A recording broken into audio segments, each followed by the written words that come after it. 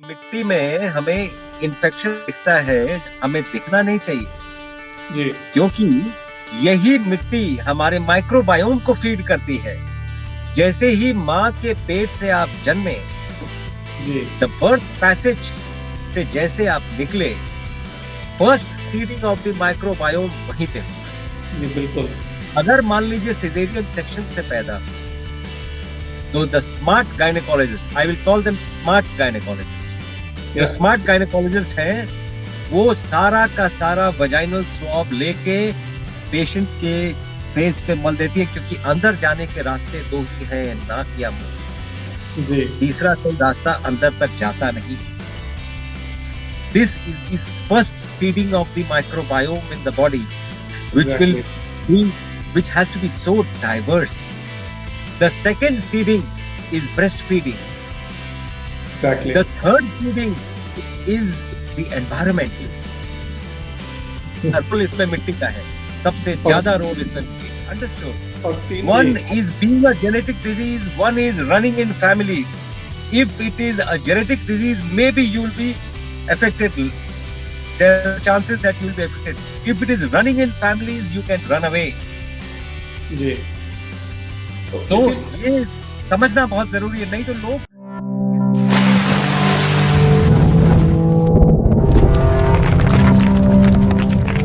जैसे मैं बोलता हूँ कि हेल्थ सिर्फ़ फ़िज़िकल हेल्थ नहीं है, emotional health, mental health, spiritual health और उसमें मैं ये भी लेकर आता हूँ कि अगर आपको वाक़ई में हैप्पी रहना है तो फाइनेंशियल हेल्थ। सो ये मुट्ठी बन जाती है पूरी, पाँचों चीज़ें इकट्ठी होनी चाहिए। तो now we are talking about holistic health health lifestyle. So अभी जो डॉक्टर साहब आप प्रॉब्लम देख रहे हैं, आप इतने सारे पेशेंट्स देख रहे हैं और if I am not wrong आप तकरीबन 20-21 साल से लोगों को स्कैन करके देख रहे हैं कि कैंसर का ग्रोथ कैसा हो रहा है या उनका हार्ट की प्रॉब्लम बढ़ रही है, घट रही है और आप उसको फॉलो अप भी करते हैं। So what do you think where we stand right now? अगर मैं ओवर स्टेटमेंट ना कहूँ इसको, अगर इसको ना लिया जाए over statement, because I can prove it to you scientifically, कोई ऐसी डिजीज नहीं है जो लाइफस्टाइल रिलेटेड डिजीज नहीं, except acute diseases like accident. वो भी बहुत हद तक लाइफस्टाइल रिलेटेड है, लेकिन उनको अगर एक्सक्लूड कर दिया जाए जी, तो कोई भी ऐसी क्रोनिक डिजीज नहीं है जिसको लिंक आपके लाइफस्टाइल से नहीं किया जाए।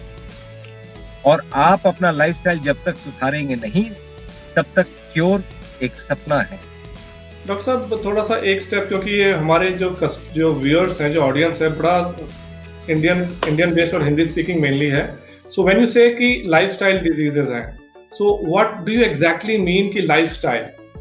आई विल टेल यू। जैसे ब्लड प्रेशर और diabetes, let's take the example, because ज्यादातर लोग इसी से सफर करते हैं और ये दोनों हाईवेज हैं ऑन जी, विच डिजीजेस ट्रैवल। इस हाईवे पे ही सारी डिजीजेस चलती हैं और इफेक्ट होती हैं। तो ये जी, हाईवे तोड़ना पड़ेगा। हम आज तक ये हाईवे तोड़ नहीं पाए हैं as far as medical science is concern.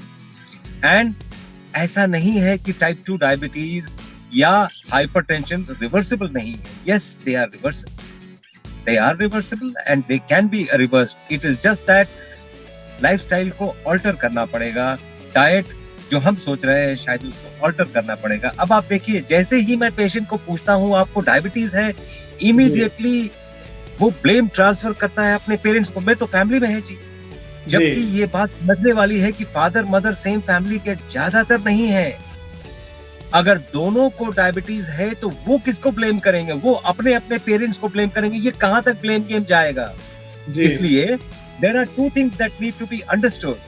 One ji, is being a genetic disease, one is running in families. If it is a genetic disease, maybe you will be affected. There are chances that you will be affected. If it is running in families, you can run away. जी। तो तो इसी ये समझना बहुत जरूरी है, नहीं तो लोग इसको पर्यायवाची शब्द समझते हैं कि ये है। जी, अब आप देखें, फादर फादर मदर सन और डॉटर में कॉमन क्या है? Common is dining table. जिस खाने ने फादर के पैंक्रियास को फेल करके डायबिटीज कॉज कराया है, बेटे के पैंक्रियास को फेल करेगा। लाइफस्टाइल सेम है। जी, So that is why it runs in families. It is not genetic. Yes, you are right doctor साहब। तभी जो अभी मैं इसमें जो आप जो चीज़ कर रहे हैं, आप तो 20 साल से देख रहे हैं, पिछले 3-4 साल में बहुत इंटरेस्टेड हुआ ये हेल्थ के बारे में, लाइफ़स्टाइल के बारे में। And one thing was similar in all these cancer, autoimmune diseases, heart diseases was microbiome, और इसीलिए मैंने सबसे पहला ये बेसिस ही अपना ये बनाया कि माइक्रोबायोम। सो माइक्रोबायोम का आपसे ज़्यादा इसके बारे में और कोई समझा नहीं सकता है। प्लीज़ हमारे दर्शकों को समझाइए कि All माइक्रोबायोम chronic कितना इम्पोर्टेंट है। diseases, और ये मैं एक डॉक्टर साहब आपके, मुझे पता है आपको बहुत आपके मतलब इसमें बहुत एक्सपर्ट नॉलेज है, बट जो मेरी ये फीलिंग है कि जैसे हमारे शरीर में करोड़ों अरबों तरह के माइक्रोबायोम है, अरबों तरह के तो नहीं, अरबों माइक्रोबायोम है। मुझे लगता है कि जो हमारा माइक्रो एनवायरनमेंट है, जैसे हम भी एक तरह से माइक्रोबायोम है अगर देखा जाए इस पूरे यूनिवर्स को, और ये मिट्टी हमारे लिए इतनी इंपॉर्टेंट है। प्लीज आप जरा इसके बारे में दर्शकों को बताइए और कितना इंपॉर्टेंट है। आप देखें, we are made of cells, the unit of the body is cells, and cell to cell communication nerves के थ्रू नहीं होता है, हॉर्मोन्स के। जी, so hormones is the body lingo, और ये लिंगो, ये this body consist of 100 trillion cells, जिसमें से 90 trillion are microbes. Microbes, when I say, I mean bacteria, virus, protozoa, everything. This consists the microbiome that we are harboring. सो एक सो जब कहते हैं 100 trillion, तो इंडियन दर्शकों को ये 100 ट्रिलियन मतलब 100 अरब। 100 अरब हमारे देश की पॉपुलेशन है 125 करोड़, और ये 100 अरब है। 100 अरब सेल्स हैं बॉडी में। जी, बॉडी में जी 90 अरब 90 अरब माइक्रोब्स। जी। माइक्रोब्स। सो बेसिकली हमें पूरा ब्रह्मांड है। अब जैसे लाइफ बॉय का मैं देख रहा था, 99.9% बैक्टीरिया मार देता है। अगर वो मार देता है, अगर वो सच बोल रहे हैं, तो वो बहुत डेंजरस है। अगर 99.9% बैक्टीरिया मर गए तो आप बचेंगे नहीं। जी बिल्कुल। तो अगर वो झूठ बोल रहे हैं तो अच्छा है, ये झूठ आपके लिए अच्छा है। जी, मैंने अभी अपना आज आखिरी एपिसोड रिलीज किया, उसमें भी मैंने यही बोला कि in the name of being sterilising everything, हमने अपना एनवायरनमेंट इतना ज्यादा स्टरलाइज कर दिया है कि ये हमारे लिए बोन की बजाय बेन हो गया है। और पब्लिक को ये समझ में नहीं आ रही है कि वो जो हमारे पूर्वज मिट्टी से जुड़े हुए थे, उसका एक रीजन था। मिट्टी के माइक्रोबायोम के माइक्रोबायोटा के बारे में प्लीज बताइए।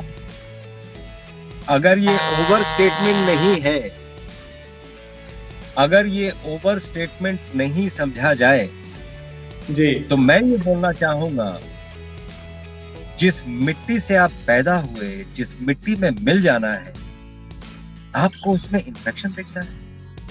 There's something wrong with our mindset.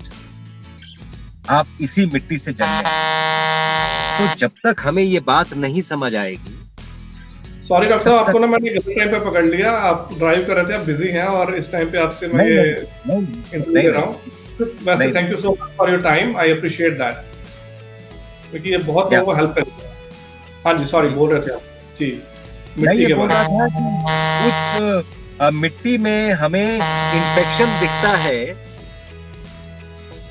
उस मिट्टी में हमें इन्फेक्शन दिखता है, हमें दिखना नहीं चाहिए जी, क्योंकि यही मिट्टी हमारे माइक्रोबायोम को फीड करती है। जैसे ही माँ के पेट से आप जन्मे, जी, द बर्थ पैसेज से जैसे आप निकले, first feeding of the microbiome वहीं पे होता है। जी बिल्कुल। अगर मान लीजिए सिजेरियन सेक्शन से पैदा हुए, तो the smart gynaecologist, I will call them smart gynaecologist, जो स्मार्ट गायनेकोलॉजिस्ट हैं, वो सारा का सारा वजाइनल स्वैब लेके पेशेंट के फेस पे मल देती है, क्योंकि अंदर जाने के रास्ते दो ही हैं, नाक या मुंह। जी, तीसरा कोई रास्ता अंदर तक जाता नहीं है। This is the first seeding of the microbiome in the body, which has to be so diverse. The second seeding is breastfeeding. Exactly. The third seeding is the environment. Role इसमें मिट्टी का है, सबसे ज्यादा रोल इसमें मिट्टी का। और तीनों को हमने हटा दिया डॉक्टर साहब। आपने स्टेरिलाइज कर दिया, जो हम कर रहे हैं। आजकल मिट्टी या तो केमिकली खराब हो रही है या मिट्टी को स्टेरिलाइज कर रहे हैं हम, क्योंकि मिट्टी में इंफेक्शन है तो उसको स्टेरिलाइज कर दीजिए. We are moving towards a disaster if we are doing that. I don't know, doctor साहब, you're a very busy person, but मैंने एक बनाया था इसके बारे में भी वीडियो कि 1 in 3 males in the US and 1 in 4 females in the US, they have some kind of infertility right now in the US. और going by that trend, 70 years us human beings will be extinct because हमारे पास sperm count ही नहीं रह जाएगा कि हम अगली पीढ़ी को पैदा कर पाए. So इसका solution क्या है डॉक्टर साहब? आप देखें हम जमीन से कट चुके हैं. जी. जिनके पांव धरती पे नहीं है वो बहुत दिनों तक धरती पे रहेंगे नहीं. पांव धरती पे रखना लिटरली एंड फिगरेटिवली ये बहुत जी. जरूरी है. जी. ये बहुत जरूरी है. हम रबर चप्पल पहनते हैं, बैड कंडक्टर ऑफ इलेक्ट्रिसिटी.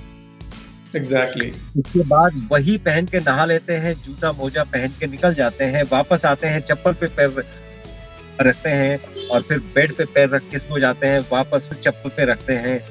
पाँव आपके धरती पे नहीं पड़े. एंड आई रिपीट, जिनके पाँव धरती पे नहीं है वो बहुत दिनों तक धरती पे रहेंगे. जी बिल्कुल सही बोला डॉक्टर साहब. मैं आपको यही अभी मैं काफ़ी इसमें बोल रहा हूँ, काफ़ी रिसर्च करने लगा इन सब चीज़ों में, बहुत इंटरेस्ट हो गया है. And a new research is coming out where scientist don't know why it is happening, but जो आप नंगे पांव जमीन पे चल रहे हैं उससे आपके अंदर एक इम्यूनिटी पैदा हो रही है. और इसी के उसमें जो नेचर की बात कर रहे हैं, जो जमीन पे पांव नहीं पड़ रहे हैं, जापान में और साउथ कोरिया में तो बच्चों को बाकायदा स्कूल के बच्चों को बस में बैठा के, सुबह बस में बैठाते हैं और ले जाके जंगल में पूरा दिन छोड़ देते हैं. जंगल के बीच में रहो, कोई आपको टेक्नोलॉजी नहीं, कुछ नहीं, and they feel so relaxed and they feel rejuvenated. So there is something very strong with this nature. और हमने बेसिक अपना वो नेचर के साथ कट के घर में बैठ के मोबाइल पे टेक्नोलॉजी पे कर रहे हैं. तो सोल्यूशन वही है कि back to nature. I will tell you what.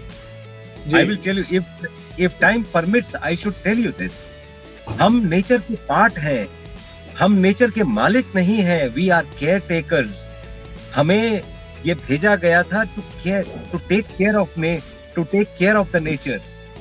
और हमें वो क्योटिक दिखता है. आपको उस क्योस में जब तक ऑर्डर नहीं दिखता है तब तक आपको बात समझ में नहीं आएगी. 8.7 मिलियन स्पीशीज है. हम सबसे अपने आप को डिफरेंट समझते हैं कि नहीं, कुत्ते से हमारा हम तो मालिक हैं उसके, हम तो मालिक हैं इसके. हमने कभी सोचा है? अभी 12 साल पहले सुनामी आया जी. एक भी जंगली जानवर नहीं मरा था. एग्जैक्टली. सब पहाड़ पे भाग गए थे और हम मर गए थे. हमने कभी सोचा क्यों? हम तो भाई बहुत साइंटिफिक. आपका कैमरा थोड़ा उधर हो गया डॉक्टर साहब. आपका कैमरा, यस, सॉरी. हम तो बहुत साइंटिफिक लोग हैं. हमारे पास तो बड़े गैजेट हैं. कोई गैजेट काम नहीं आया. उनको पता चल गया कि सुनामी आ रहा, हमें पता ही नहीं चला. हम मर गए. एग्जैक्टली. अभी देखिए आप, कोरोना वायरस के चक्कर में जब ये पूरा लॉकडाउन हुआ था, तो जब ये सारा ट्रैफिक बंद हो गया, कितना मैंने पिक्चर्स देखी थी. यहाँ पे मैं ऑस्ट्रेलिया में जैसे हूँ, तो काफी पिक्चर्स पोस्ट कर रहे थे लोग कि जलंधर से भी हिमालय दिख रहा था, which was for some people it was once in a lifetime. So मैं तो ये भी नहीं मानता कि मतलब वी आर केयर टेकर. मैं तो ये मानता हूँ कि मतलब अगर सच में देखा जाए तो वी अस ह्यूमन बीइंग्स, हमने इस धरती पे ज्यादा डिस्ट्रक्शन की है बजाय कि इसको बढ़ाने में. तो एक जो आपके डॉक्टरी टर्म में एक वर्ड यूज करते हैं, होम्योस्टासिस, क्या बोलते हैं, होम्योस्टासिस, या तो वो ये सारा नेचर रहता है, हमने उसको इम्बैलेंस कर दिया है. यस, एक्चुअली वायरस कोरोना नहीं है, वायरस हम हैं और कोरोना हमारा इलाज है. वो हमें थोड़ा समझने में टाइम लगेगा. आप देखें दो ही चीजें हैं इसमें भी. मैं एक बात छोटी सी बोलना चाहूँ.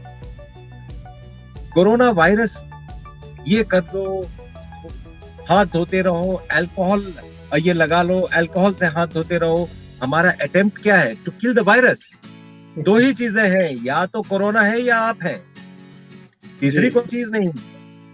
कोरोना का आप कुछ नहीं बिगाड़ सकते हैं। जितना मर्जी हाथ धोते रहिए, जितना मर्जी मास्क पहनते रहिए, जितना मर्जी जो मर्जी करते रहिए, आप उसका कुछ नहीं बिगाड़ सकते।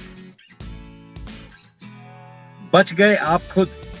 आपका इम्यून सिस्टम है, अगर उसको आप बूस्ट कर लेंगे तो कोरोना ही नहीं, उससे 10 गुना ज्यादा भी वायरस आ गया तो एग्जैक्टली। जब तक हमें ये बात नहीं समझ आएगी तब तक हम उसके पीछे भागते रहेंगे कि हम क्या करें कि कोरोना को मार दें। आप देखें, मैं ये बोलना चाहता हूं भारत सरकार को भी, 1955 से हम मलेरिया इरेडिकेशन प्रोग्राम चला रहे हैं। इतने साल हो गए, 70-80 साल हो गए, आज तक हम मलेरिया इरेडिकेट नहीं है। मिलियंस ऑफ डॉलर्स हम फूंक चुके, लेकिन मलेरिया इरेडिकेट नहीं हुआ। शायद हमने कभी अपने आप को क्वेश्चन पूछा क्यों? शायद हमारा तरीका, हम एनोफिलीज एक स्पीशी को मारने के चक्कर में लगे हैं। मैं ये कहता हूं, 2 लोग हैं, एक को काट लिया तो मलेरिया हो गया, ये मुझे काट लिया नहीं हुआ। दोनों लोडेड थे मॉस्किटो, तो क्यों नहीं हुआ? क्योंकि मेरा इम्यून सिस्टम स्ट्रांग है। So instead of killing a species, what we focus on is to boost your immune system. That's where Dr. साहब I have contacted you because I know you are the right person. और आज का भी इस time पे लंबा हो रहा है, पर आई एम वेरी हैप्पी कि आप हमारे शो पे आए, और आई थिंक आपके पास वो आप ऐसे उपाय बता सकेंगे लोगों को कि भैया वो अपने आप ये सब जो इम्यूनिटी स्ट्रांग करना है, लाइफ को कैसे अपना स्मार्टली जीना है। तो होपफुली आगे अगले एपिसोड्स में आपके पास इतना टाइम होगा कि हमारा ये एपिसोड हम अपना कंटिन्यू कर सकेंगे। और एक देते हैं डॉक्टर साहब कि एक डिजीज को लेते हैं, लोगों से बात करते हैं कि क्या उनकी प्रॉब्लम्स हैं और कैसे हम उसको ठीक कर सकते हैं। ठीक है, तो आई होप कि आपके पास इतना, सॉरी आज आपको मैंने ड्राइव करते हुए आपको कॉल किया है, but thank you so much, we appreciate it and I hope to see you next time soon. और नेक्स्ट एपिसोड में एक बीमारी के बारे में बात करेंगे, तो आपसे नेक्स्ट बात करते हैं डॉक्टर साहब। Thank you so much. जरूर। सो दोस्तों, डॉक्टर अवधेश पांडे बहुत ही इस सब्जेक्ट के बारे में एक्सपर्ट हैं, और इसीलिए मैं उनको इस शो पे लेके आया हूँ, क्योंकि इसमें आपको वाकई में हेल्प मिलेगी। हर एक बीमारी के बारे में आप उनसे बात कर सकते हैं, हर एक बीमारी के बारे में उनके पास एक्सपर्ट नॉलेज है।